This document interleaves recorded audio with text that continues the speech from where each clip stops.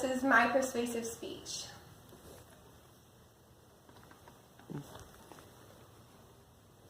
And you. Show yourself.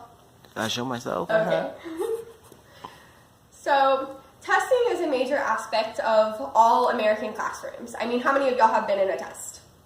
Pretty much everybody has at least done some form of state standardized testing, whether it was TOS or STAR or TAKS. And these state standardized tests are how the federal government provides funding to our public schools.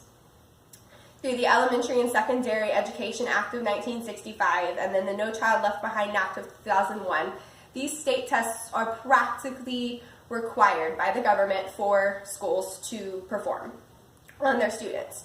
However, these state testings do not accurately display student knowledge. They can be biased, as the teachers that write the questions might not, or the people that write the questions in general might not necessarily be writing it from an unbiased standpoint. And they don't really prepare our students well for the real world.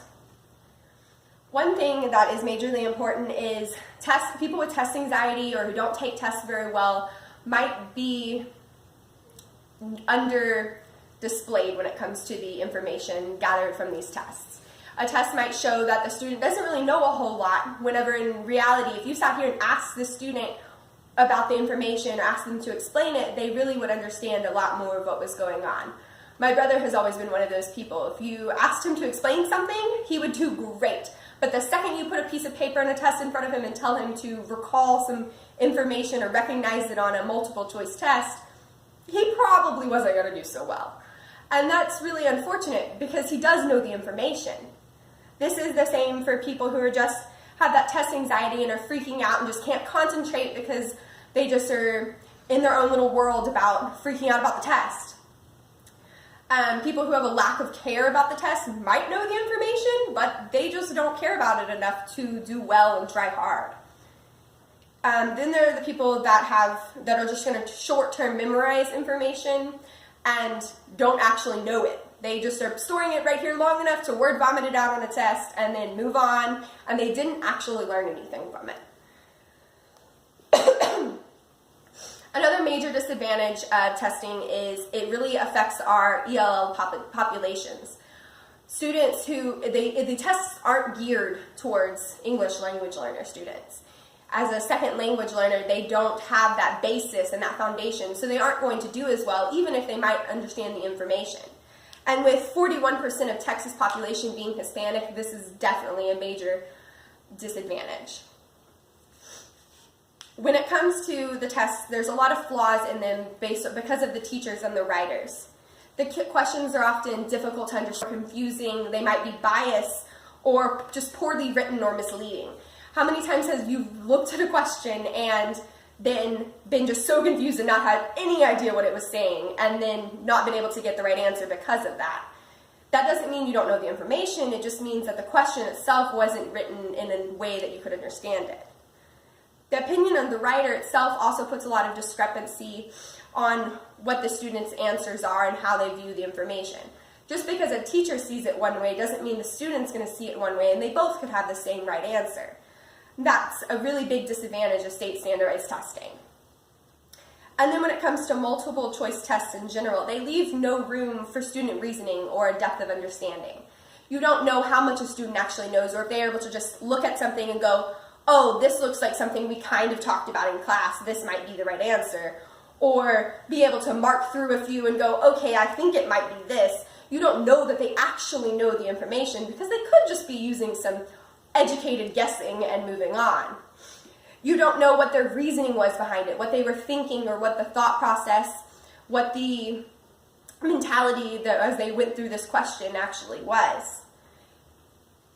In general, the tests aren't preparing our students for the real world. How many times have you been forbidden to ask a coworker for help, or not allowed to use a calculator?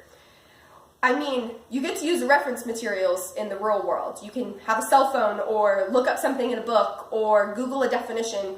You're not just sitting there blindly trying to figure out what's going on 90% of the time.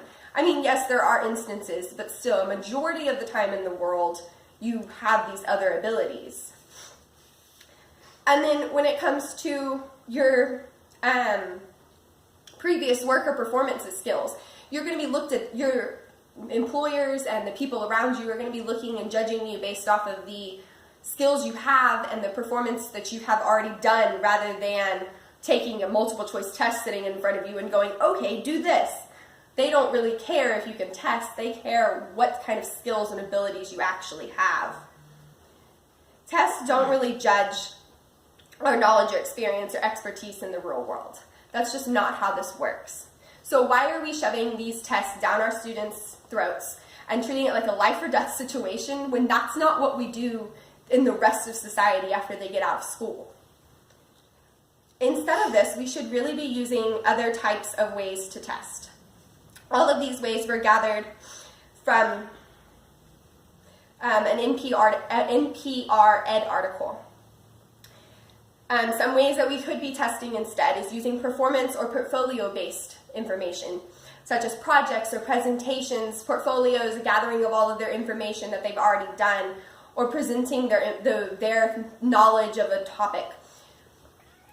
For younger students, you could do game-based testing, where they play a game or do flashcards of some sort, or something like of that along those lines that actually shows what the child knows, rather than trying to put a written test in front of a first grader who barely knows how to read. You can do sampling, which is the same concept of testing, but just doing it fewer and spread out. So rather than testing students in 3rd grade and 4th grade and 5th grade, and etc., for their standardized testing, doing it here and doing it there and just doing it, every once in a while, so it's a little more spread out and it's not so, this is the only reason we're in school.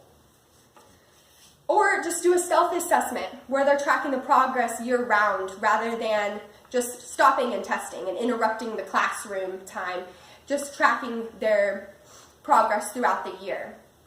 There are so many different ways and better ways to go about testing than the state standardized testing. And the push for it based on the federal funding is really causing a problem in our schools. Thank you.